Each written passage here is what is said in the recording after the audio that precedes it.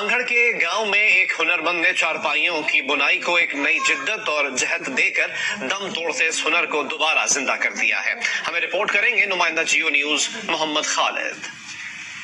गांव नजर मोहम्मद बुगटी के रिहायशी आजिज बुगटी 15 साल की उम्र से चारपाइयों की बुनाई का काम कर रहे हैं। ये हुनर उन्होंने अपने वालिद से उस वक्त सीखा जब इसकी मांग खत्म हो रही थी। ताहम वक्त और तजुर्बे के साथ काम में जिद्दत लाए तो न सिर्फ इस फन को नई जिंदगी मिली बल्कि उनका काम भी तरक्की करने लगा। तो मेरा काम है पाकिस्तान में तो वैसे ही जा रहा है।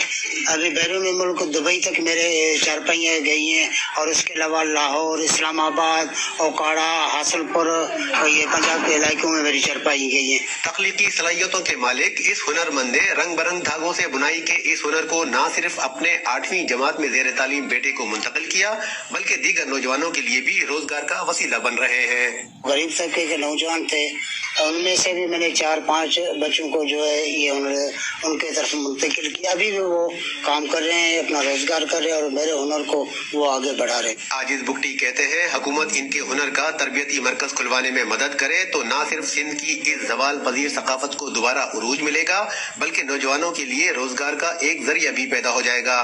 मोहम्मद खालिद, जियो न्यूज, गाँव नजर मोहम्मद बुगटी, सांगड़।